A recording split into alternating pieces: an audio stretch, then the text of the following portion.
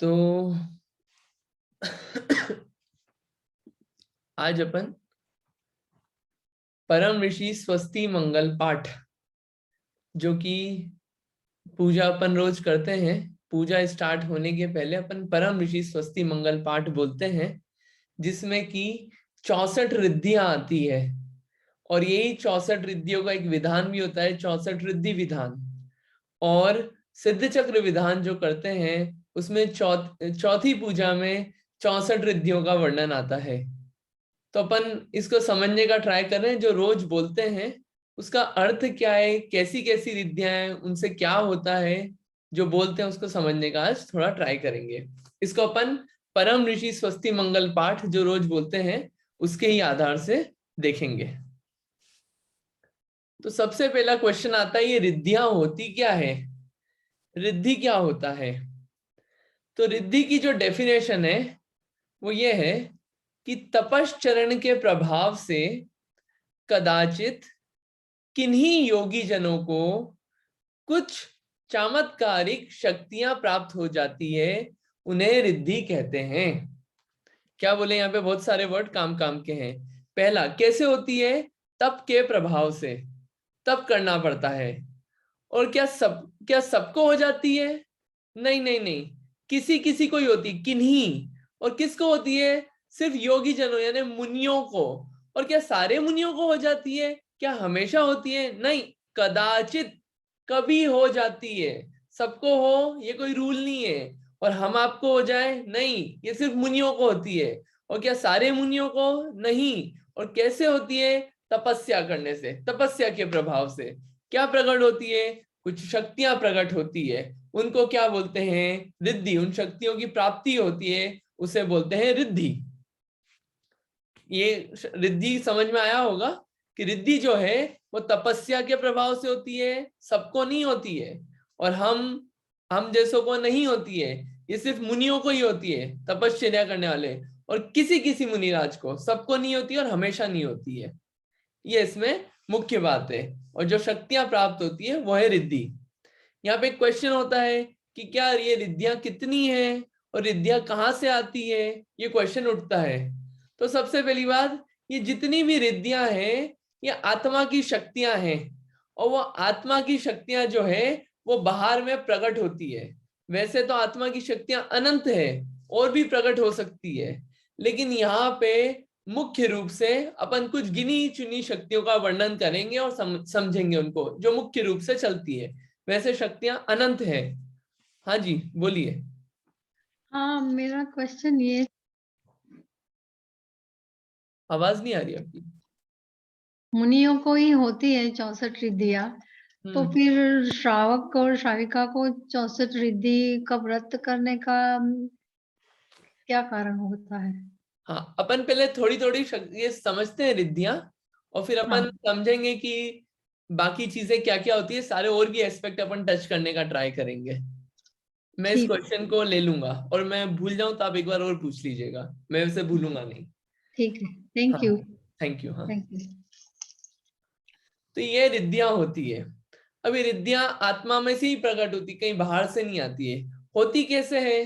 देखिए, जो टेक्निकल क्या चलता है, टेक्निकल में चलता है कि जैसे जैसे कषाय जो है तपस्या कर रहे हैं, कषाय ठंडी पड़ती है, कषाय यानी क्रोध मान माया लोभ ठंडी पड़ती है। और क्या होता है? पुण्य बढ़ता है। उससे क्या होता है? जो अपने कर्म है वो कर्म मध्य पड़ते हैं या कर्म झड़ते हैं। कर्म या तो दबते हैं या झड़ते हैं। तो उससे क्या होता है? जो जो अपनी शक्तियां दबी हुई रहती है वो प्रकट होती जाती है। तो किन्हीं मुनि राजों को उनकी तपस्या के प्रभाव से कुछ ऐसी रिद्धियां प्रकट हो जाती है। अब वो कौन कौन सी रिद्धियां हैं और कितनी होती है वो अपन देखते हैं। वैसे तो रिद्धियां अनंत हैं, यहाँ पे मैंने 8 लिखा, लेकिन अनंत है शक्तियां। लेकिन यहाँ पे जो अपन बात करेंगे वो 8 रिद्धियों की बात करेंगे। रिद्धियां यूं 8 होती है। और उन 8 रिद्धियों के अपन फर्दर डिवीजन करें तो टोटल भेद हो जाते हैं 64। 64 रिद्धियां, ये अपन ने सबने सुना है। 64 रिद्धि विधान, 64 रिद्धि, ये सब अपन ने सुना है। तो मूल में 8 रिद्धियां होती हैं, उन 8 के फर्दर डिवीजन करें तो अपन 64 होते हैं। ठीक है, अब आगे चलते हैं, अपन आगे समझने का ट्राई करते हैं इसको। अब ये रिद्धियां कौन कौन सी है, क्या क्या नाम है, देखते हैं। तो ये 8 रिद्धियों के नाम देखते हैं, जो टोटल भेद 64 हैं, और किस छंद में कितने आए हैं। जो परम ऋषि स्वस्ति मंगल पाठ है, इसमें टोटल 10 छंद हैं। कितने?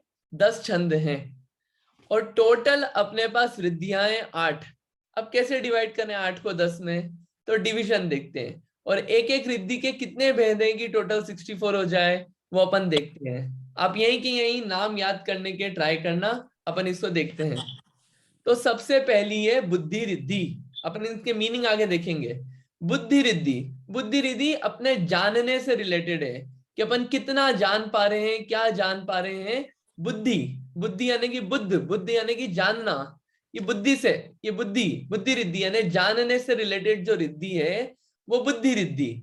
इसके हैं 18 भेद। तो आप जो नित्या प्रकंपाद्भुत बोलते हैं अपन, उसमें 1 से 4 छंद तक क्या रहता है? बुद्धि रिद्धि का वर्णन। 1 से 4 छंद तक, 4 छंदों में 18 नाम आएंगे। ठीक है। दूसरा, चारण रिद्धि। चारण रिद्धि ये अपने चलने और गमन से रिलेटेड होता है। चारण रिद्धि ये इससे रिलेटेड है। इसमें कितने हैं? 9, और 9 नाम एक ही छंद में आ गए। एक 5वां छंद जो है, 5वां जो वो है 2 लाइन, उसमें आ गया चारण रिद्धि, बुद्धि रिद्धि, चारण रिद्धि। फिर बल रिद्धि।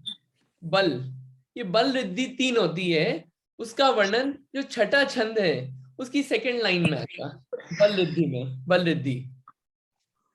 फिर अगला है विक्रिया रिद्धि। विक्रिया शब्द होता है कि कैसे कैसे अपन रूप बना पाते हैं। विक्रिया का जो सिंपल शब्द होता है, कैसे कैसे रूप बना पाते हैं, ये विक्रिया रिद्धि। इसके 11 भेद हैं। ये आपको छठे छंद की पहली लाइन में और 7वें छंद में मिलेगा, परम ऋषि स्वस्ति मंगल पाठ के।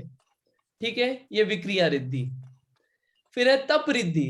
तप शब्द अपने को सबको पता है, तपस्याएं होती है अलग अलग तरह की। तो तो तप की रिद्धि होती है, वो 7 होती है, और वो 8वें छंद में अपन देखेंगे। फिर है औषध रिद्धि। औषध, मेडिसिन।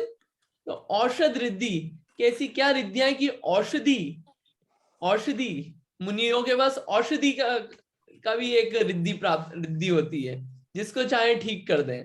ये इसके 10 भेद है, और 9वें छंद में मिलेगी ये बात अपने को, 9वें छंद में। और जो आखिरी 10वां छंद है, उसमें अपने को 2 रिद्धि मिलती है। एक है रस रिद्धि, और एक है क्षेत्र रिद्धि। रस से रिलेटेड, रस यानी कि स्वाद कैसा होगा, जो भोजन वगैरह का स्वाद कैसा होगा, वो चीज आएगी उसमें। वो चौथे, वो उसके 4 भेद है। और क्षेत्र रिद्धि, क्षेत्र यानी कि कितना बड़ा एरिया उससे रिलेटेड है, वो अपन देखेंगे क्या है। उसके 2 भेद है। तो 1 से 10 छंद तक कैसा डिवीजन है, ये अपन ने एक मोटा मोटा देखा है। तो सबसे ज्यादा है बुद्धि रिद्धि, और सबसे कम है क्षेत्र रिद्धि। और टोटल 8 रिद्धियां हैं। एटलीस्ट इतना तो अपने को याद हो गया, 8 रिद्धि है। एक बुद्धि रिद्धि, चारण रिद्धि, बल रिद्धि, फिर विक्रिया अलग अलग रूप बनाने की रिद्धि, तपस्या वाली रिद्धि, औषध रिद्धि, रस रिद्धि, और क्षेत्र रिद्धि। तो जब भी अपन नित्या प्रकंपाद्भुत बोलेंगे, तो अपने को एटलीस्ट ये पता रहे कि 1 से 4 तक अपन बुद्धि रिद्धि के बारे में बात कर रहे हैं। और बुद्धि रिद्धि जिनके पास है, उन मुनियों के बारे में बात कर रहे हैं। 5वां जब बोलेंगे तो चारण रिद्धि वालों की याद आए। छठा जब बोले तो बल रिद्धि और विक्रिया रिद्धि वालों की याद आए।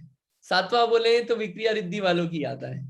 8वां छंद जब बोले तो तप रिद्धि वालों की याद आए। 9वां जब बोले तो औषध रिद्धि की याद आए।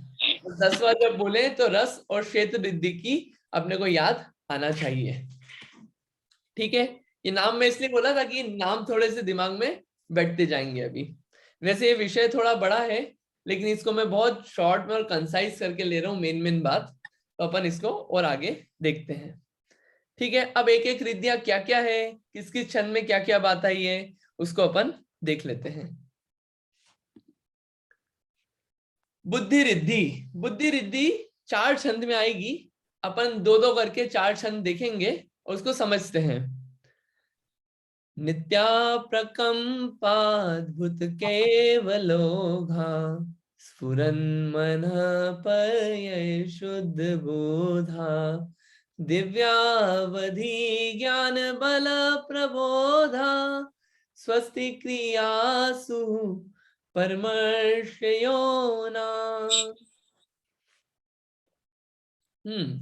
इसमें देखिए सबसे पहले जो 3 नाम आ रहे हैं उनको हाईलाइट करते हैं।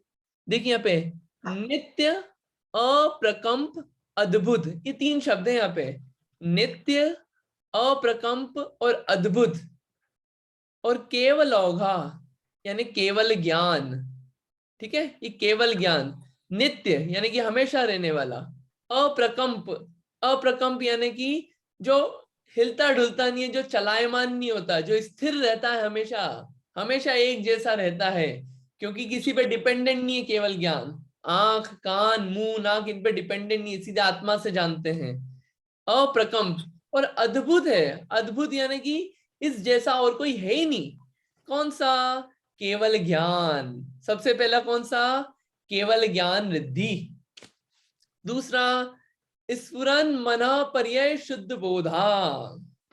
स्फुरन मना पर्यय शुद्ध बोधा। दूसरा कौन सा है? कि स्फुरायमान। स्फुरायमान यानी कि दैदीप्यमान। दैदीप्यमान कौन सा? मना पर्यय ज्ञान। मना पर्यय ज्ञान शुद्ध बोधा। मना पर शुद्ध मना पर्यय ज्ञान दूसरा। तीसरा दिव्यावधि ज्ञान। दिव्यावधि ज्ञान ये कौन सा है? तीसरा अवधि ज्ञान। 3 हो गई इसमें, केवल ज्ञान, मना पर्यय ज्ञान और अवधि ज्ञान। ये 3 अपने इसमें रिद्धि अपने को, बुद्धि रिद्धि अपने को पता चलेगी। 18 में से 3 अपनी पहले वाले में आ जाती है। और स्वस्ति क्रियासु परमर्श योनः। स्वस्ति क्रियासु परमर्श योना, इसका मतलब क्या है? स्वस्ति मतलब कल्याण, क्रियासु यानी कि करें, परमर्श योना, परमर्श योना यानी कि परम ऋषि। ये परम ऋषि न, न अपन ने महावीर अष्टक में देखा था, न न यानी कि हमारा, ये परम ऋषि हमारा कल्याण करें। स्वस्ति क्रियासु परमर्श योना। 3 आ गए इसमें, अवधि ज्ञान, मना पर्यय ज्ञान और केवल ज्ञान। अब क्या क्या होते हैं? देखिए स्टार्टिंग ही सबसे पहले केवल ज्ञान से हुई है। क्यों केवल ज्ञान से हुई? कि केवल ज्ञान ऐसी रिद्धि है कि वो उसके आगे सारी रिद्धियां जो वो सब उसी में समा जाती है। एक केवल ज्ञान और बाकी सब अलग साइड में। केवल ज्ञान क्या होता है? ऐसा ज्ञान जिसमें आप तीनों लोकों को, ऊर्ध्वलोक, मध्यलोक और अधोलोक, ये तीनों लोक, इसमें जितनी भी चीजें हैं अपन कैटेगराइज करते हैं तो उसको बोलते हैं 6 द्रव्य। जीव, पुद्गल, धर्म, अधर्म, आकाश काल, जितनी भी चीजें, उनको उनकी सारी कंडीशंस में, पास्ट की, इनफाइनाइट पास्ट, इनफाइनाइट फ्यूचर और प्रेजेंट की, ये सब बातों को जो एक साथ जानता है उसे बोलते हैं हम केवल ज्ञान। ठीक है, ये सबसे पहला केवल ज्ञान। वो केवल ज्ञान कैसा है? नित्य है, अप्रकंप है और अद्भुत है। दूसरा मना पर्यय ज्ञान। ये मना पर्यय ज्ञान क्या है?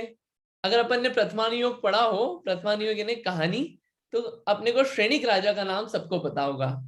श्रेणिक राजा जब जंगल में मुनिराज पे सर्प डाल के आ गए, अब सर्प डाल के आए, उनको, वो तो बुद्ध मतावलंबी थे और मतलब उन्हें अपने सेनापति से डलवा दिया था, और आ गए और बोले चेलना रानी को, कह रहे अभी तक तो भाग गया होगा वो अभी तक।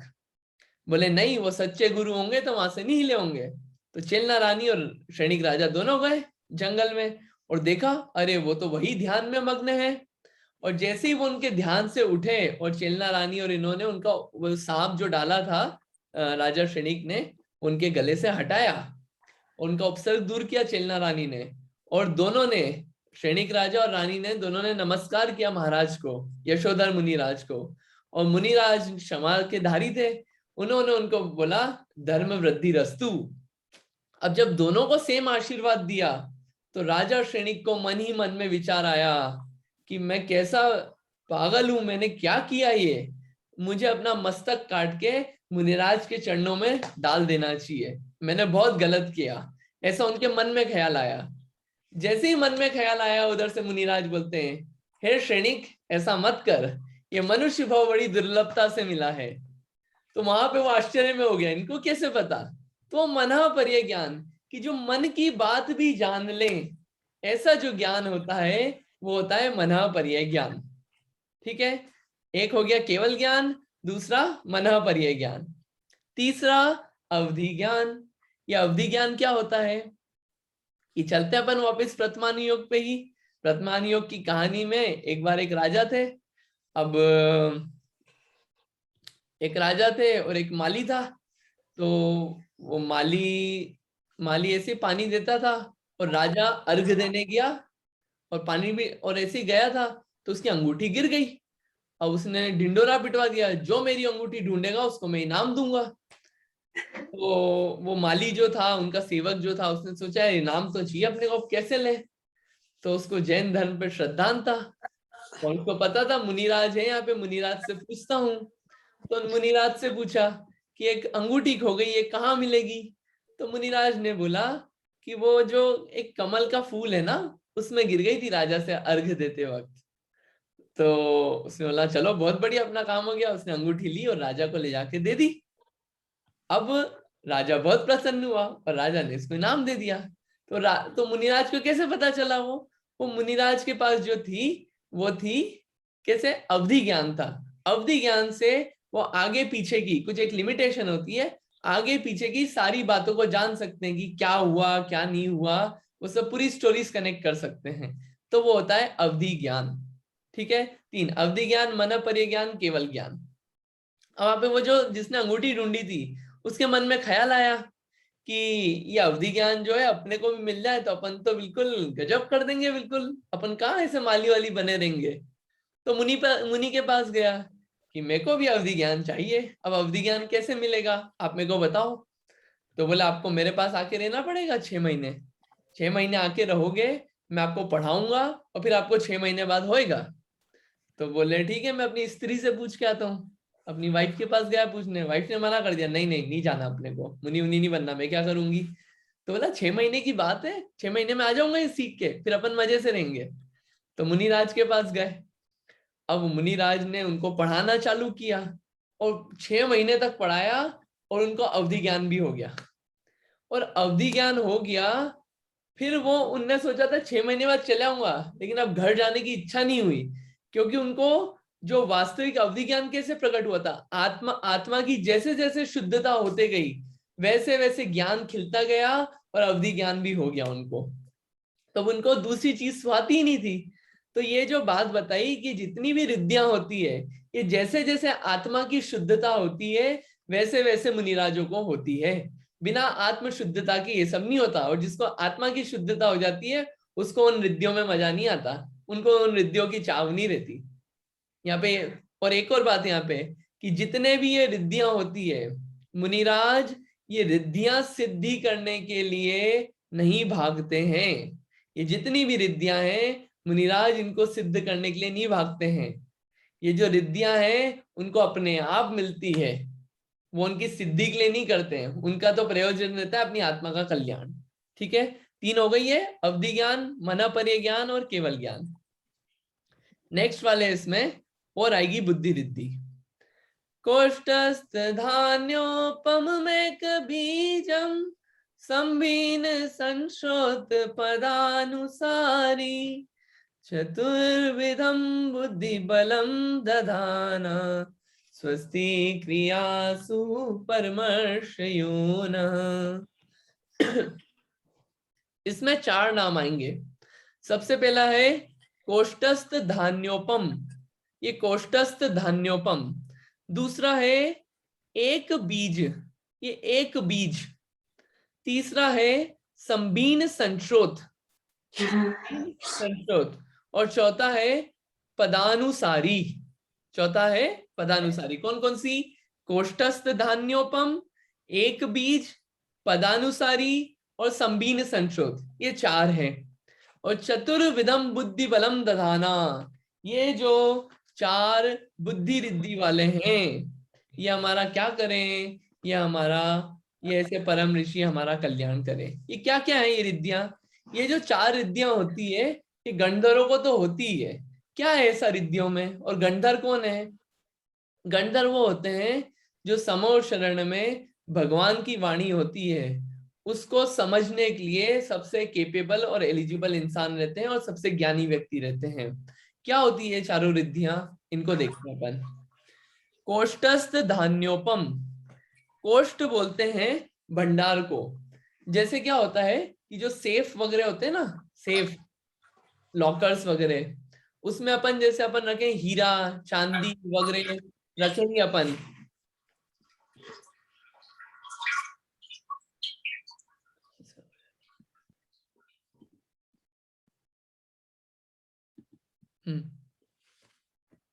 कोष्ठ, कोष्ठ किसे बोलते हैं? कोष्ठ बोलते हैं कि जो अपन सेफ और लॉकर होता है उसमें अपन भंडार में बहुत सारे हीरे माणिक मोती और ये सब अपन रख दें, चांदी सोना, और बहुत टाइम तक अपन पड़े रहने दें उसको, और फिर भी उसको अपन बहुत टाइम बाद खोलेंगे तो वहीं के वहीं जैसे के तैसे मिलेंगे, वैसी की वैसी हालत में, कहीं हिले डुले कम ज्यादा नहीं मिलेंगे।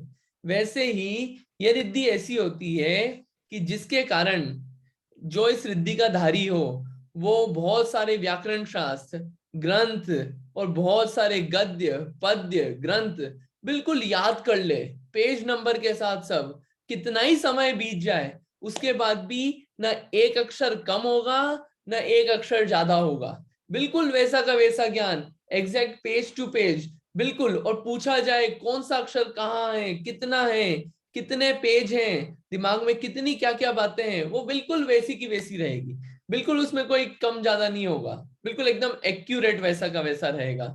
ये होती है कोष्ठ बुद्धि, इतना बिल्कुल इतना गजब का ज्ञान होता है। ये होता है कोष्ठस्य धान्योपम। कोष्ठ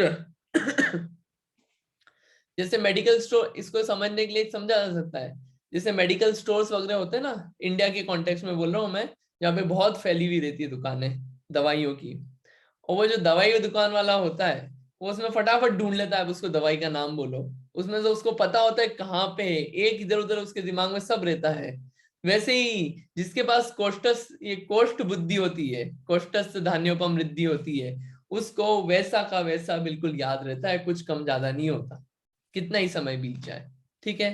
दूसरी, एक बीज। ये एक बीज बुद्धि क्या होती है? एक बीज बुद्धि ये होती है कि कि कोई एक अक्षर पढ़ा या कोई एक शब्द पढ़ा, जैसे बीज होता है ना, एक बीज से बहुत सारे फल बनते हैं, पेड़ बन जाता है, होता है ना एक बीज से। वैसे ही एक बीज पढ़ा और एक शब्द पढ़ा ग्रंथ का कोई, और उससे अनेकों ग्रंथों के पूरे अर्थ समझ में आ गए सिर्फ एक शब्द एक अक्षर पढ़ने से। ये होती है बीज बुद्धि। ऐसी रिद्धि होती है हमारे गंधर्वों को, ऐसे मुनिराजों को। ठीक है, गंधर्व भी मुनिराज ही होते हैं पहले। तीसरा है तीसरा है संबीन संश्रोत। ये संबीन संश्रोत क्या होता है? इसका एक एग्जाम्पल देते हैं। जो चक्रवर्ती होते हैं, चक्र जैसे भरत चक्रवर्ती थे, चक्रवर्ती की खूब बड़ी सेना होती है, उस सेना में 9,000 हाथी और 9 करोड़ घोड़े।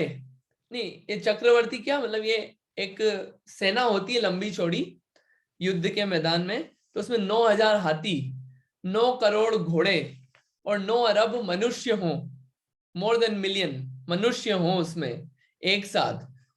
अब वो कुछ बात कर रहे हैं आपस में, कुछ बोल रहे हैं, तो जिसके पास संबीन संश्रोत वाली रिद्धि होगी वो उन सब 9 करोड़ लोगों की, 9 करोड़ घोड़ों की और 9,000 हाथियों की सबकी बातें और आवाज अलग अलग सुन लेगा और समझ लेगा। यह है संबीन संश्रोत। और उसमें आवाजें ऐसी भी होगी जैसे ओम, जो कि अनअक्षरी, जिनकी कोई अक्षर नहीं है, ओम, ऐसी जो हिनहिनाहट घोड़ों की, ये सब अलग अलग बिल्कुल एक एक की समझ लेगा। ये जो रिद्धि होती है ये होती है संबीन संश्रोत, ये वाली रिद्धि होती है। और लास्ट है पदानुसारिणी। ये क्या होता है पदानुसारिणी? पदानुसारिणी होता है कि जो शास्त्र है उस शास्त्र में किसी अपन या तो बिगनिंग का थोड़ा सा पढ़ा, या कहीं से भी मिड में कोई सा भी थोड़ा सा कुछ पढ़ा, या एंड का कोई सा भी कुछ थोड़ा सा जरा सा पढ़ा, एक पद एक अक्षर कुछ भी जरा सा पढ़ा और उससे पूरे शास्त्र का ज्ञान हो गया, मतलब पूरा ग्रंथ कहने की शक्ति आ गई सिर्फ एक जरा सा किसी भी साइट का पढ़ने से। ये होता है पदानुसारिणी। ये 4 रिद्धियां हैं। तो 3 हो गई, अवधि ज्ञान, मनःपर्य ज्ञान, केवल ज्ञान, और यहाँ पे हो गई कोष्ठस्य धान्योपम, बीज बुद्धि, पदानुसारी और संबीन संशोध। ये 7 जो है रिद्धियां, ये इसमें आ गई बुद्धि रिद्धि। ठीक है, 18 में से 7 हो गई, अब 11 बचती है। 11 आगे के 2 छंदों में आएगी। संस्पर्शनम सम, ये थोड़ा सा मिस्टेक है लिखने में। संस्पर्शनम सम श्रवणम च दूरा, दास्वादन घ्राण विलोकनानि, दिव्यान्मति ज्ञान बलाद्वहंत, स्वस्ति क्रियासु परमर्शयोन। ये क्या है? देखिए, इसमें वर्ड बताते हैं पहले, फिर उसको समझते हैं। इसमें 5 रिद्धियों के नाम आए हैं। देखिए, वर्ड है पहले स्पर्शनम, स्पर्श। स्पर्श यानी कि जो छूते हैं अपन, छूते हैं जैसे क्या कि छुआ आपने अपने तकिए को, सॉफ्ट है कि हार्ड है, या अपन ने पानी को छुआ सुबह सुबह नहाते वक्त, गर्म है कि ठंडा है, ये जो छू के एहसास होता है, ये स्पर्शन इंद्रिय से। तो स्पर्शन, स्पर्शन इज अ गुण, ये स्पर्शन। श्रवणम, श्रवणम, श्रवणम यानी कि सुनना, दूसरा जो सुनते हैं अपन, अलग अलग शब्द। ठीक है, फिर दूर आस्वादन, दूरात आस्वादन, ये दूरात आस्वादन, ये दूराद नहीं है, दूरात अपन तोड़ेंगे तो दूरात और आस्वादन। आस्वादन यानी कि चखना, जो जीवान से चखते हैं, आस्वादन। और दूरात यानी कि दूर का। ये दूर का शब्द सबके साथ लगेगा, अभी उसको मैं बता दूंगा। आस्वादन यानी कि चखना, चखना टेस्ट कैसा है, कशाला है आंवले जैसा, कि कड़वा है नीम जैसा, मीठा है मिठाई जैसा, या बिल्कुल चरपरा है। ऐसे 5 तरह के टेस्ट होते हैं। घ्राण, घ्राण यानी कि जिससे अपन सूंघ, जो सूंघते हैं, नाक से सूंघते हैं, तो घ्राण। और विलोक नानी, विलोक यानी कि देखना, देखना, तो देखना। और ये जो दूर शब्द है, ये 5 के साथ लग जाएगा, कि दूर स्पर्शन, दूर श्रवणम, दूर आस्वादन, दूर घ्राण और दूर अवलोकन। ये 5 हो गए दूर। और क्या बोला, दिव्यान मति ज्ञान बलाद्वहंत, स्वस्ति क्रियासु परमर्शयोना। ये यहाँ पे लिखा है दिव्य मति ज्ञान के बल से। ये जो है दिव्य मति ज्ञान, इसका मीनिंग है दिव्य मति ज्ञान के बल से। और स्वस्ति क्रियासु परमर्श योना। तो इसका पहले छंद का मतलब, अभी अपन एक एक शब्द का मीनिंग देखते हैं इन 5 रिद्धियों का, फिर छंद का अर्थ करेंगे। 5 रिद्धियों के जो नाम आए उनको अपन समझते हैं। देखिए, एक होता है मति ज्ञान। मति ज्ञान हम सबको होता है। मति ज्ञान वो होता है जिससे अपन, ये जो 5 इंद्रियां होती है सबके पास है, अपन मनुष्यों के पास, सबके पास है 5 इंद्रियां। स्पर्शन या आंख, नाक, जीवान, कान, स्पर्शन, रसना, घ्राण, चक्षु, कर्ण, ये 5 इंद्रियां होती है। इससे अपन जानते हैं, ये जो भी ज्ञान होता है ये मति ज्ञान होता है अपने को। कोई क्वेश्चन है क्या? अच्छा ठीक है।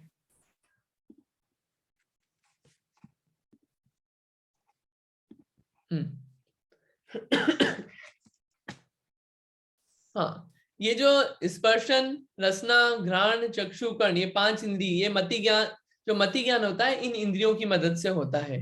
ठीक है, अब यहाँ पे लिखा है दिव्यान मति ज्ञान। ये जो ऊपर जो रिद्धियां बताई है, ये दिव्य मति ज्ञान का भेद है। क्या अंतर है, अब इसको देखते हैं अपन। देखिए, एक है सबसे पहले स्पर्शन, स्पर्शन इंद्रिय से जो ज्ञान होता है, जो छू के होता है।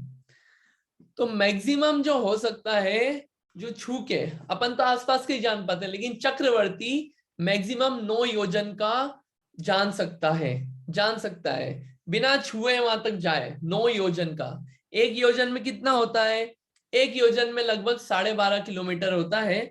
और इस 12.5 किलोमीटर को अगर अपन माइल्स में करें तो कुछ 7.8 माइल्स होता है। और 9 योजन को अगर अपन माइल्स में कन्वर्ट करें तो क्लोज टू ये होता है 66-67 माइल्स। ठीक है, तो जो चक्रवर्ती होता है वो मैक्सिमम 67 माइल्स का, जैसे मान लिया 67 माइल्स दूर पे यहाँ पे एक तकिया रखा है। अब हम तो अपने आसपास का ही जब तक छुए नहीं तब तक फील नहीं आता ये हार्ड है कि सॉफ्ट है। वो चक्रवर्ती यहीं से बैठे बैठे जान सकता है, यहीं से उसके स्पर्शन इंद्रिय में इतना दम है कि वो सॉफ्ट है कि हार्ड है। ये जो है ये मैक्सिमम कैपेसिटी है नॉर्मल मति ज्ञान की। और जो दिव्य मति ज्ञान होता है वो इस 9 योजन को भी पार कर जाता है। वो होता है संख्यात योजन। संख्यात एक मैथमेटिकल है इसका, ये अलौकिक गणित, वो अलग समझने का है, लेकिन और बड़ा है वो नंबर संख्यात। तो वो इतनी दूर का जान लेता है। दूसरा श्रवण। श्रवण की जो सुनने की जो कैपेसिटी है, अपन लोग तो आसपास का एक दीवार पार का भी नहीं शायद सुन पाए, लेकिन जो चक्रवर्ती होता है वो मैक्सिमम 12 योजन का सुन सकता है। 12 योजन को अगर अपन देखें तो क्लोज टू ये होता है 93 माइल्स दूर का यहां से सुन सकता है, यहीं बैठे बैठे, वहां जाना नहीं पड़ेगा। और अलग अलग सबका सुन लेगा कौन क्या बात कर रहा है चक्रवर्ती राजा के बारे में। मैक्सिमम ये नॉर्मल मति ज्ञान। लेकिन जिसका दिव्य मति ज्ञान रिद्धि है, ये कौन सी, दूर श्रवणम की, वो 93 माइल्स को भी क्रॉस कर जाएगा और संख्यात योजन दूर का सुन सकता है। ठीक है। तीसरा है आस्वादन। आस्वादन स्वाद चखना है। तो इसकी भी जो मैक्सिमम कैपेसिटी है वो 9 योजन, क्लोज टू 66 माइल्स। यहां से मान लीजिए कि सेक्रेमेंटो, या सेक्रेमेंटो भी नहीं, लेक टाहो पे मान लीजिए, लेक टाहो पे रसगुल्ले बने हैं, तो जिसके पास वो रिद्धि है वो उसको बिना चखे हुए, क्योंकि वो 63 माइल से क्रॉस कर गया हो, तो चक्रवर्ती की मैक्सिमम है, अपन तो आसपास कहीं बिना चखे नहीं जान सकते। जो जिसके पास ये रिद्धि होगी वो वहां पे यहीं से बैठे बैठे बिना चखे बता देगा कि उसमें शक्कर डली है कि नहीं डली है उस मिठाई में, बिना चखे। ये दूर आस्वादन, ये रिद्धि है ये भी। घ्राण। घ्राण, घ्राण से अपन सूंघते हैं, तो जो सुनते हैं तो सुनने में जो मैक्सिमम कैपेसिटी अगेन 9 योजन की है मैक्सिमम, चक्रवर्ती आदि की। लेकिन जो दिव्य मति ज्ञान है जो रिद्धि वाला है उसकी वापस से संख्यात योजन लंबी हो जाती है। और अवलोकन, अवलोकन यानी कि देखना। देखना कितनी दूर का अपन देख सकते हैं, तो यहां से अपन कितनी दूर का देख सकते हैं। मैं जैसे अभी यहाँ कमरे में बैठा हूं तो मैं इस कमरे के बाहर का भी नहीं ढंग से देख सकता कि यहाँ पे बाहर क्या हो रहा है। लेकिन जो मैक्सिमम कैपेसिटी होती है मनुष्यों की वो कितनी होती है, 47,263 योजन। कितना, 47,263 योजन। अब इसको अगर अपन कितने से मल्टीप्लाई कर दें, इसको अपन 12 किलोमीटर से लगभग मल्टीप्लाई कर देते हैं, तो कितना होगा, 12 किलोमीटर से मल्टीप्लाई किया तो ये होगा लगभग 567,000 किलोमीटर्स में हो गया। और इसको अगर अपन माइल्स में कर दें तो माइल्स में हो गया ये 354 के माइल्स। 354 के माइल्स दूर तक का चक्रवर्ती देख सकता है मैक्सिमम, मैक्सिमम कैपेसिटी है उसके पास। और यही कारण है कि जब जिस दिन मकर संक्रांति होती है तो जो सूर्य होता है, सूर्य, तो अयोध्या में, अयोध्या नगरी में भरत चक्रवर्ती जो थे अपनी छत पे खड़े होके उन सूर्य के जिन, उन सूर्य में जो सूर्य है, सूर्य के विमान, उनमें जो जिन बिंब है उनके दर्शन करते थे, क्योंकि वो यहीं से बैठे बैठे उन जिन बिंब को क्लियरली एग्जैक्ट देख पाते थे। ये उनकी इतनी दूर की देखने की शक्ति थी। अब ये दिव्य, कौन सा दिव्य मति ज्ञान रिद्धि वाला है जिसके पास कौन सी है, दूर अवलोकन की रिद्धि, वो इससे भी ज्यादा दूर का देख सकता है। ये रिद्धि है इससे भी ज्यादा दूर देखने का। अपन बाहर के इतने सारे जादू टोने देखते हैं, लेकिन ये जैन धर्म में भी जादू टोना चमत्कार कितना है, लेकिन ये कैसे है, ये सब है आत्मा से, आत्मा की तपस्या करने से, और उन लोगों को प्रकट होता है जिनको इसकी चाह नहीं है। ये इसमें बात है। ये 5 इसमें रिद्धियां समझ में आई होगी। तो जो 5 रिद्धि वाले हैं ये हमारा कल्याण करें, ये ऐसी अपनी इसमें भावना है। तो कितनी हो गई, अब अपनी बचती है कितनी, 6 और बचती है, 12 हो गई बुद्धि रिद्धि में से। ये सब देखिए जानने से रिलेटेड है, इसलिए बुद्धि रिद्धि इसका नाम है। अगला है, पढ़ते हैं, प्रज्ञा प्रधाना श्रवणा समृद्ध प्रत्येक बुद्धा दश सर्व पूर्वै प्रवादिनोष्टांग निमित्त वेज्ञा स्वस्ति क्रियासु परमर्शयोना। ठीक है, अब इसमें क्या क्या है नाम? ठीक है, इसमें देखते हैं अपन।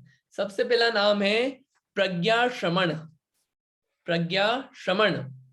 दूसरा है प्रत्येक बुद्धा, प्रत्येक प्रत्येक बुद्ध। तीसरा है ये दर्श पूर्व, यहाँ पे दर्श सर्व पूर्वे लिखा है तो इसको अपन तोड़ेंगे तो दर्श पूर्व, और चौथा हुआ सर्व पूर्व। सर्व पूर्व यानी कि 14 पूर्व होते हैं, तो चतुर्दश पूर्वित्व, 14 पूर्व वाला। इसको ऐसे देख ले, मैं उसको अभी क्लियर करूंगा। फिर प्रवादिनो यानी कि वादित्व, वादित्व ये मीनिंग बताऊंगा मैं इसका, वादित्व। और आखिरी है अष्टांग निमित्त विज्ञा, विज्ञा यानी कि जानने वाला, अष्टांग निमित्त विज्ञा, विज्ञा यानी कि जानने वाला, अष्टांग महानिमित्त वाला। ये से 6 नाम आए इसमें। एक एक का नाम देखेंगे और मीनिंग देखेंगे तो समझ में आएगा। सबसे पहला है प्रज्ञा श्रवण। प्रज्ञा श्रवण क्या होते हैं? प्रज्ञा श्रवण वृद्धि वाले ऐसे होते हैं कि जिनको कोई पढ़ाने वाला, कोई गुरु नहीं होता है ना, वो खुद कोई किताब से या कोई ग्रंथ से पढ़ते हैं, कोई किसी से नहीं पढ़ते वो। उनको ये रिद्धि के कारण खुद से ही जितना भी जिनवाणी का ज्ञान है, जिसको अपन बोलते हैं द्वादशांग, अपन ने बोला होगा द्वादशांग जिनवाणी माता की जय। द्वादशांग में संपूर्ण ज्ञान आ जाता है जिनवाणी का। वो द्वादशांग का ज्ञान बिना पढ़े ही अपने आप हो जाता है। पढ़ के सीखा तो क्या दम, यहाँ पे तो रिद्धि के दम से बिना पढ़े ही पूरा ज्ञान हो गया। ये है प्रज्ञा श्रवण रिद्धि। ठीक है। दूसरी प्रत्येक बुद्ध। प्रत्येक बुद्ध ये क्या है? प्रत्येक बुद्ध कि तप, तपस्या और संयम का आचरण कैसे करना, उसके बारे में किसी ने सिखाया नहीं है, लेकिन खुद से ही इस रिद्धि के कारण वो ज्ञान हो गया और उसका पालन अच्छे से करते हैं बिना अतिचार के। वो है प्रत्येक बुद्ध, प्रत्येक बुद्ध रिद्धि का कमाल। एक इसमें कॉन्टेक्स्ट में एक बात है, एक बात आती है, जो तीर्थंकर होते हैं, ये होती मुनियों का रिद्धि। जो तीर्थंकर होते हैं वो बचपन से 3 ज्ञान के धारी होते हैं, मति ज्ञान, श्रुत ज्ञान और अवधि ज्ञान। और तीर्थंकर कभी भी कोई पाठशाला वगैरह में पढ़ने नहीं जाते हैं। तीर्थंकर का कोई गुरु नहीं होता है, तीर्थंकर को कोई पढ़ाता नहीं है। तीर्थंकर खुद स्वयं ज्ञानधारी होते हैं, इतने महापुण्यशाली जीव होते हैं। उनको पढ़ाने के लिए कोई टीचर नहीं होता कि बचपन में कोई उनको पढ़ा रहा है। ये एक बहुत ध्यान रखने वाली बात है। तीर्थंकर कोई पाठशाला पढ़ने नहीं जाते बचपन से कि हमको धार्मिक ज्ञान मिल जाए। ये बहुत इंपॉर्टेंट बात है। ठीक है। फिर नेक्स्ट है दश पूर्वित और ये दश सर्व पूर्वे। ये दश सर्व पूर्वे क्या होता है? देखिए, जो जिनवाणी है उसको बोलते हैं अपन द्वादशांग वाणी। द्वादशांग वाणी यानी कि जिसमें 12 अंग है। अब 12 अंग कैसे हैं? तो देखिए, उसमें है 11 अंग और जो एक 12वां अंग है, द्वादशांग बोले ना अपन, द्वादशांग जिनवाणी। तो उसमें ये अब ये अंग को अपन डिटेल में ना जाके ऐसे समझें कि अलग अलग कैटेगरी और अलग अलग बातें हैं सब अंगों में, तो मिलके पूरा जिनवाणी पूरा बहुत कंप्लीट बनती है। तो 11 अंग अपन ने अलग कर दिए और जो 12वां अंग है, 12वें अंग के 5 पार्ट्स हैं। उसमें से जो एक बड़ा पार्ट है 5 में से, वो है 14 पूर्व। 5वें अंग का जो टाइप है वो है 14 पूर्व, एक भेद है। तो कुछ ऐसे होते हैं जिनको उन 14 पूर्व में से 10 पूर्व का ज्ञान हो जाता है। 11 अंग का तो है ही, लेकिन 10 पूर्व का ज्ञान हो जाता है। और 10वें पूर्व का नाम है विद्यानुवाद। विद्यानुवाद पूर्व यह होता है कि उसमें जैसे ही वो रिद्धि प्रकट हुई तो 700 विद्याएं प्रकट होती है और 18,000 छोटी रिद्धियां। और उसमें देव देवी आते हैं कि बताइए क्या हुक्म है हमारे लिए। और उसमें जो उस रिद्धि को यूज करके उसमें अटक जाए, वो तो अपनी तपस्या से डिग जाता है, अटक जाता है। और जो उसमें बोलता है कि हमको कोई यूज नहीं करना इसको, हमको इसकी कोई जरूरत नहीं है, वो उससे अभिन्न रहता है, उससे आगे बढ़ जाता है, वो उसमें अटकता नहीं है। तो ये है दश पूर्व रिद्धि। और सर्व पूर्व यानी कि जिसको पूरे 14 पूर्व का ज्ञान होता है, 11 अंग का ज्ञान तो है ही और पूरे 14 पूर्व का ज्ञान है, वो है ऐसी रिद्धि। मतलब जिनवाणी का बहुत सारा ज्ञान है और बहुत सारी रिद्धियां प्राप्त कर ली ये 14 पूर्व। फिर वादित्व, ये प्रवादीन है ना, प्रवादीन यानी वादित्व। वादित्व यानी कि जो डिबेट होती है ना, डिबेट, तो ऐसे अपन जनरली किसी भी मैटर पे डिस्कशन करें, किसी भी धर्म के टॉपिक और किसी भी विषय पे डिस्कशन करें, तो देखिए ये रिद्धि जिसके पास हो उसके सामने कोई भी नहीं टिक पाता। इनफैक्ट जो इंद्र हो, स्वर्ग का राजा, वो भी नहीं टिक पाता। ये है वादित्व रिद्धि। ऐसी रिद्धि उन तपस्या करने वाले, आत्मा की तपस्या करने वाले मुनिराजों को मिलती है, जिनको इसकी जरूरत नहीं हो, जिनको जो इसको इंपॉर्टेंस नहीं देते, उनको ये रिद्धि प्रकट होती है, वादित्व रिद्धि। और आखिरी है अष्टांग महानिमित्त। अष्टांग महानिमित्त ये कौन सी है? ये लिखा है ना, प्रवादिनोष्टांग निमित्त विज्ञा। अष्टांग निमित्त, ये अष्टांग निमित्त ज्ञान क्या होता है? देखिए 8 चीजों को देख के, 8 चीजों के निमित्त से ये बताया जा सकता है इस रिद्धि वाले, जिसके पास ये रिद्धि हो, कि उसके जीवन में क्या होने वाला है, सुख दुख कैसा क्या आने वाला है, आगे पीछे पूरा देख के बता देगा, पूरा आगे पीछे का अच्छे से, और बिल्कुल परफेक्ट, अप्रोक्सीमेशन नहीं रहेगा। कैसा होता है वो, कि मान लीजिए कि उसकी आवाज सुन के, कि आवाज कैसी है, उस आवाज के बेसिस पे बता देंगे कि ये सुखी है, दुखी है, आगे पीछे कैसा क्या चलने वाला है इसका। फिर लक्षण देख के, कि इसको कोई मस्सा हो रहा है, कोई तिल हो रहा है, वो देख के बता देंगे। और छिन्न, छिन्न होता है यानी कि चिन्ह, कोई चिन्ह देखेंगे। लक्षण में था कि रेखा वगैरह देख के, ये हाथ पांव की रेखा देख के बता देंगे क्या, कि आगे पीछे इसका कैसे चलने वाला है पूरा। ये जो बात है ये भी क्या है, अष्टांग निमित्त। कोई स्वप्न आया, कोई स्वप्न के बेसिस पे बता देंगे कि कैसा क्या होने वाला है।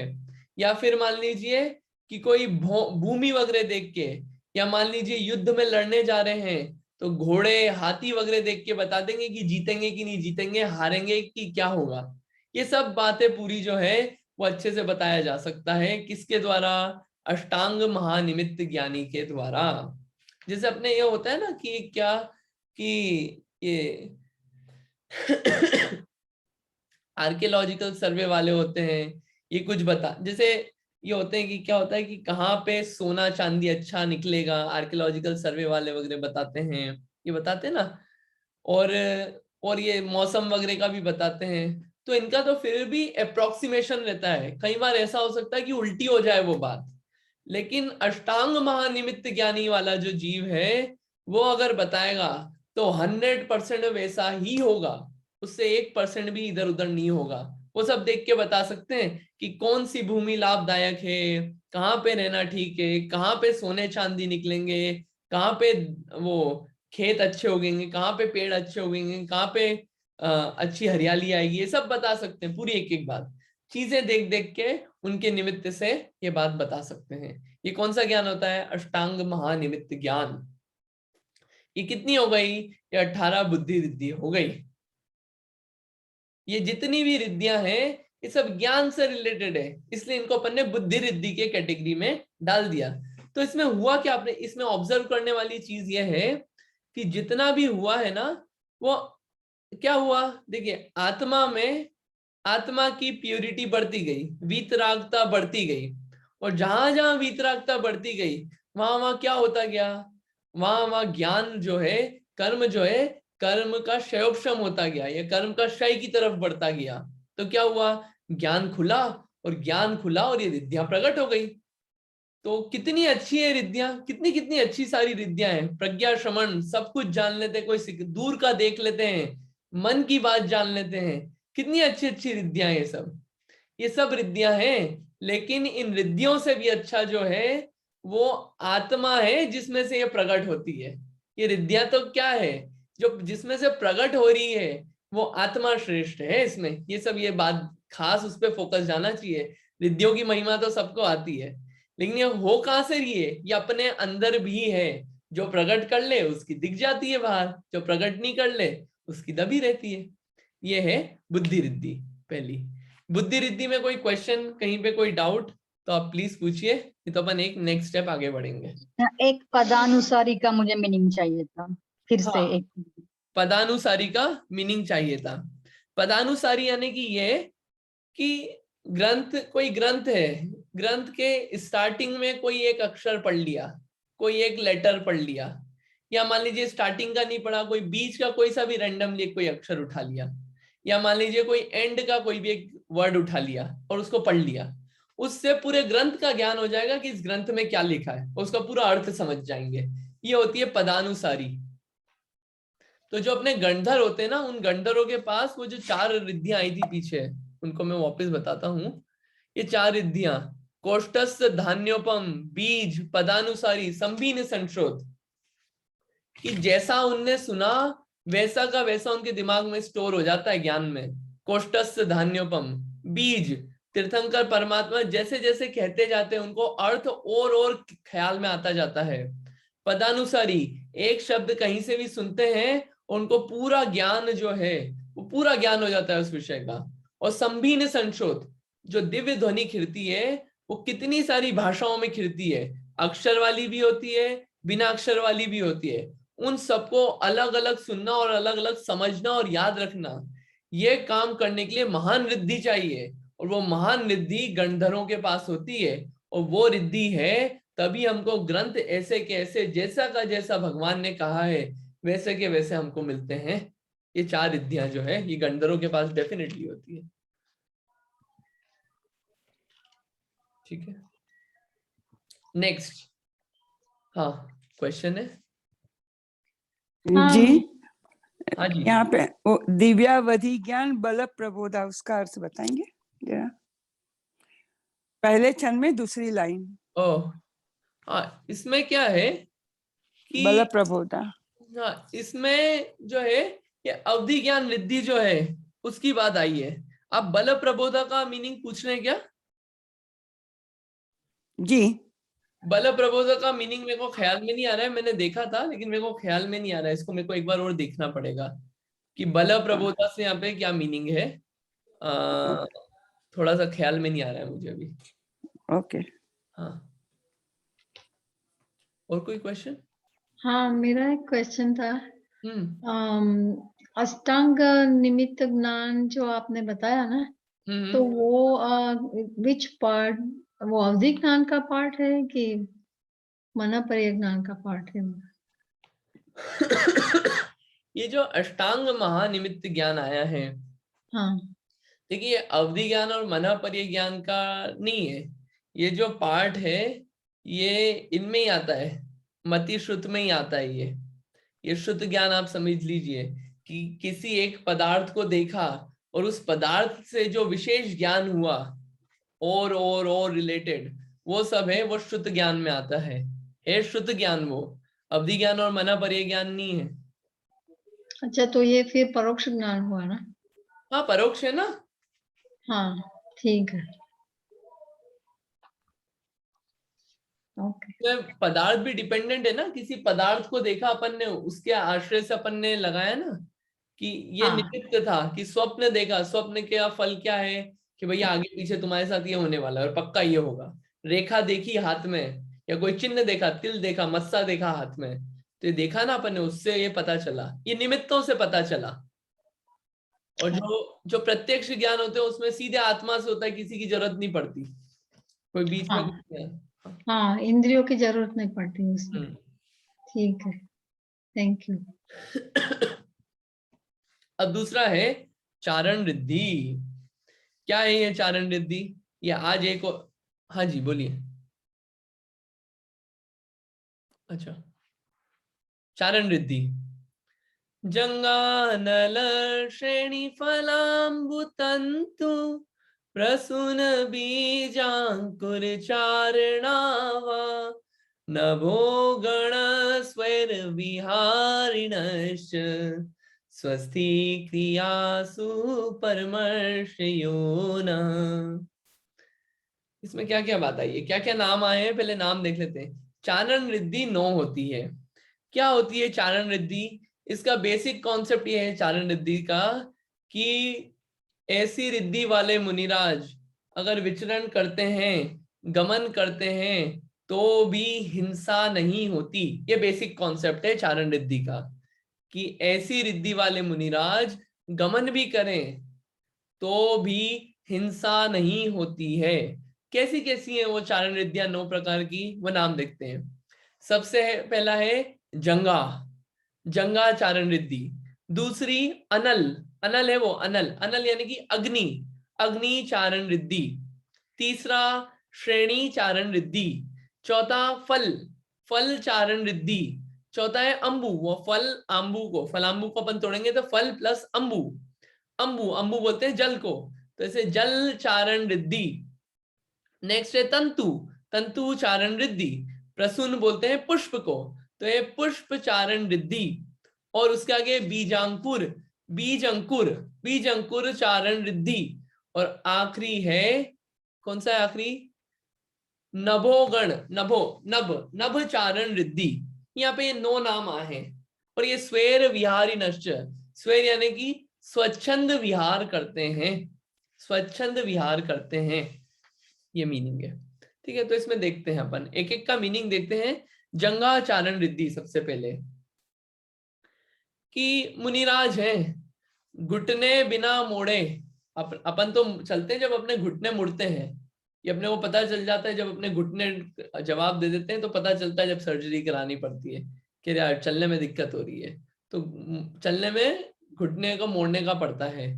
जो मुनिराज होते हैं जंगा चारण रिद्धि वाले, उनको बिना घुटने मोड़े वो हवा में चल पाते हैं, बिना घुटने मोड़े हवा में चल पाते हैं। ये होता है जंगा चारण रिद्धि। ठीक है। और अनल, अग्नि, अनल यानी कि अग्नि, कि अग्नि पर ऐसे चलते हैं जैसे जमीन पे चल रहे हो, अग्नि पे ऐसे चल रहे हो जैसे जमीन पे चल रहे हो। तो हवा में भी चल रहे हैं तो जीवों का घात नहीं हो रहा है, अग्नि पे भी चल रहे हैं तो जीवों का घात नहीं हो रहा है। श्रेणी, श्रेणी क्या होता है? श्रेणी बोलते हैं पर्वत, जो पर्वत वगैरह होते हैं ऊंचे ऊंचे उन पर्वतों पे चल रहे हो, उनके ऊपर, तो भी जीवों का घात नहीं होता। फल, फल अंबु तंतु पुष्प, अपन इनको देख लेते हैं। फल, ये जो फल वगैरह होते हैं इन पे, अंबु, अंबु यानी कि जल में, अंबु, पहले फल समझ लेते हैं, फल पे चल रहे हैं, जल, यहाँ पे जल, जल के अंदर, जल पे नहीं, ऊपर नहीं, जल के अंदर चल रहे हैं, ऐसे चलते हैं कि जल छूता भी नहीं है और जल कायिक जीवों का घात भी नहीं होता। ऐसी जो रिद्धि है ये है अंबु, अंबु जल, जल चारण रिद्धि। फिर तंतु, तंतु क्या होता है? तंतु होता है कि जैसे मकड़ी वगैरह का जो जाल बन जाता है, जाला मकड़ी का, उस मकड़ी के जाले पे भी निकल जाए तो भी वो मकड़ी का जाला नहीं टूटे, उसकी हिंसा नहीं हो और उस पे भी ऐसे बिल्कुल गमन कर जाए, ये है तंतु चारण रिद्धि। प्रसून, कि फूल वगैरह जो होते हैं, इन फूलों पे कदाचित कभी घास के ऊपर से निकलना है, वैसे मुनिराज अहिंसा महाव्रत के धारी होते हैं, घास वगैरह पे कदम भी नहीं रखते। एक ज्ञानानंद श्रावकाचार नाम का ग्रंथ है श्रावकों के लिए, उसमें लिखा है कि जो घास है, घास पे चलने से इतना पाप लगता है, एक उसको क्वांटिफाई करना चाहे कि कितना पाप लगता है, कि कोई गर्भवती महिला हो, कोई प्रेग्नेंट वुमेन हो, उसके पेट पे आपने पांव रख दिया, इतना पाप लगता है घास पे चलने पे, क्योंकि वो जीवों का समूह है। घास जो है, मुनिराज तो चल ही नहीं सकते उस पे। लेकिन यहाँ पे कौन सी रिद्धि है? प्रसून रिद्धि। ऐसी रिद्धि हो जाती है कि वो घास पे चले या कोई फूल पे भी चले तो भी उन जीवों का घात नहीं होगा। और बीज अंकुर, बीज अंकुर, ये बीज, ये जो बीज वगैरह होते हैं ना, बीज वगैरह, ये इन पे अगर चले तो भी जीवों का घात नहीं होगा। और लास्ट है नभ, नभ, नभ में, नभ में जो है, नभ यानी कि आकाश में, ये पहले ऊपर जो जंगा आया था, जंगा में तो ये था कि क्या है कि अपना जो हाथ है वो अपने जो जांग होती है उस पर हाथ रखा और हवा में चलने लग जाएंगे। ठीक है, वो थोड़ा नीचे लेवल पे रहते हैं। और ये जो नभ वाला है, नभ में ऊपर बिल्कुल, बिल्कुल जैसे हवाई जहाज चलता है ना, वैसे बिल्कुल चले जा रहे हैं मुनिराज, ये नभ वाली रिद्धि। एक जगह से दूसरी जगह जाना हो तो जा सकते हैं। और नव चारण रिद्धि का अपने को उदाहरण अपने को पता है, अपने कुंद आचार्य जो थे वो गए थे विदेह क्षेत्र। कुंद आचार्य जिन्होंने समय सार, प्रवचन सार आदि महान ग्रंथ लिखे, जिनका नाम अपन विशेष कर लेते हैं, मंगलम भगवान वीरो, मंगलम गौतम गणी, मंगलम कुंदाद्यो। और पूज्यपाद आचार्य जिन्होंने 10 भक्तियां लिखी है, वो 10 भक्ति वो उन्होंने भी चारण रिद्धि के बल से वो गए थे। ये यहाँ पे ये बात आई नभो तो यहाँ पे ये जो ये रिद्धियां हैं ये सब चारण रिद्धि है। यहाँ पे एक क्वेश्चन आता है, आज का मैं समय देख लेता हूँ। यहाँ पे एक क्वेश्चन आता है कि रिद्धियां बताई, इनका मुनिराज यूज करते हैं कि नहीं करते हैं? अभी तक अपने को क्या लगता है ये रिद्धियां यूज करते हैं कि नहीं करते हैं? तो देखिए इनके यूज का ऐसा आता है 2 मेन मुख्य रूप से और एक गौण रूप से। पहला, कोई तत्व में शंका हुई, कुछ चीज जानना है, कुछ बात समझना है, धार्मिक बात, आत्मा की बात कुछ समझना है, तो इस रिद्धि का उपयोग करते हैं, पहला। दूसरा, कोई तीर्थ वंदना जाने का मन हुआ तो तीर्थ वंदना के लिए उपयोग करते हैं। ठीक है, ये 2 मुख्य यूज हुए। तीसरा, गौण रूप से कि कोई साधर्मी है, कोई और अन्य कोई मुनिराज हैं, उन पे कोई आपत्ति आ गई और उनके मन में एक रक्षा का भाव आ गया उनके लिए, तो अपने अन्य साथी मुनिराज की रक्षा के लिए भी उस रिद्धि का उपयोग कर लेते हैं गौण रूप से। बाकी और किसी काम के लिए इन रिद्धियों का उपयोग नहीं करते हैं। ये जो साधर्मी की रक्षा है, इसके कारण अपना रक्षाबंधन पर्व जो है, विष्णु कुमार मुनिराज, वो उसका उदाहरण आता है, वो आगे आएगी बात, तब अपन करेंगे। तो जो रिद्धियां हैं इनका उपयोग ऐसे वैसे नहीं करते, और बहुत सी बार तो पता ही नहीं होता कि रिद्धियां आ गई हमारे पास, क्योंकि वो रहता ही नहीं कि रिद्धियों के लिए करना है अपने को। तो 2 रिद्धि देखी अपन ने, कौन सी? बुद्धि रिद्धि और चारण रिद्धि। बुद्धि रिद्धि के 18 वेद और चारण रिद्धि के 9 वेद। 18 और 9 27। अपन ने 64 में से 27 रिद्धियां हैं वो अपन ने देख ली। ठीक है, इधर अभी तक में कोई क्वेश्चन? अभी फिर उसके बाद 6 रिद्धियां आएगी, तो 6 रिद्धियों को अपन कल देखने का ट्राई करेंगे। आज के लिए फिर अपन इतने ही रखेंगे। तो अब अपन जब भी देखें इन शब्दों, इन छंदों को, 5 छंदों को, 5 छंद हो गए 2 रिद्धि में, 5 छंद बचे हैं, तो 5 छंद को जब कल पूजा करें तो एक एक शब्द बिल्कुल पकड़ में आना चाहिए कि ओ, हम ऐसे रिद्धिधारी मुनिराजों की पूजा कर रहे हैं, वंदना कर रहे हैं, और हम उन रिद्धियों की नहीं कर रहे हैं, हम उनकी तपस्या की कर रहे हैं कि ऐसी तपस्या करी और जो इतनी शक्तियां हैं वो शक्तियां आत्मा में से प्रकट हुई, और वैसी ही आत्मा मेरी है, तो ऐसी तपस्या मैं भी कर सकता हूं। मैं भी ये जो बोलूं कि ऐसा मेरा कल्याण करे, तो मैं भी इनको देखते हुए अपना कल्याण कर सकता हूं। ये जो प्रकट हुई वो हुई कहां से? अपने अंदर से, अपनी आत्मा से ही प्रकट होती है, बाहर से नहीं आती है। तो ये अपन इसको देखते हुए और भी थॉट्स आ सकते हैं, इसको समझ सकते हैं। ये 2 बात यहाँ तक हुई। आज के लिए अपन इतना ही रखते हैं, बाकी आगे की रिद्धियां अपन धीरे धीरे समझेंगे। एक शॉर्ट क्वेश्चन है भैया जी। हाँ जी, बोलिए। हम स्वस्ति क्रियासु परम शरीयोना बोलते हैं ना, एक एक श्लोक के अंत में, राइट? तो पीले चावल चढ़ाते, उसका क्या महत्व है? अब पीले चावल चढ़ाते हैं, उसका क्या महत्व है? पीले, तो इसमें आपका क्वेश्चन ये है कि पीले चावल ही क्यों चढ़ाते हैं, ये है कि पीले चावल से क्या सिग्निफाई कर रहे हैं अपन? दोनों है। दोनों है। हाँ।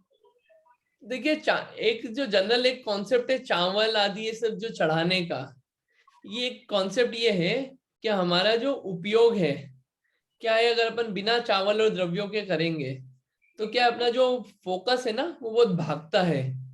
तो अपन ने क्या है कि ये जो अलग अलग द्रव्य सामग्री है ये अपन ने बनाई, और इसमें अपन ने ऐसी स्थापना करी है, जो अक्षत है, जैसे अक्षत अखंड है वैसे ही अखंड पद में पाऊं। जैसे ये पुष्प कितना कोमल है, इसमें बिल्कुल भी कुछ नहीं है, मायाचारी नहीं है, वैसे ही मायाचारी रहित मैं हूं। तो अपन ने एक वो अपना उपयोग इन चीजों को देख के भी अपना उसी तरफ ध्यान जाए कि अपने को भी ऐसा बनना है। तो एक ये कारण है चावल वगैरह यूज करने का। वरना आप एक बार बिना चावल के पूजा करें अपन, तो अपना क्या है कि कई बार हो सकता है अपना फोकस बहुत लूज हो, तो इसलिए इन चावलों का एक उपयोग हुआ। दूसरा ये कारण इन चावलों का जो सामग्री का उपयोग हुआ कि अपन 3 लोग के नाथ है उनकी पूजा करने, अपन सामान्य में भी मिलने जाते हैं तो कुछ ना कुछ एक भाव होता है कि कुछ अपन अर्पण करें, चढ़ाएं अंदर से भक्ति से। तो यहाँ पे जो श्रेष्ठ से श्रेष्ठ चीज होती है वो अपन चढ़ाते हैं। तो ये जो जितनी भी द्रव्य सामग्री अपन इसलिए यूज करते हैं। लेकिन अब पुष्प ही क्यों चढ़ाते हैं इसका जवाब अभी तो नहीं है मेरे पास, इसका देखना पड़ेगा, सोचना पड़ेगा कि पुष्प ही क्यों चढ़ा रहे हैं और कोई क्यों नहीं चढ़ा रहे। हाँ, ओके, ठीक है।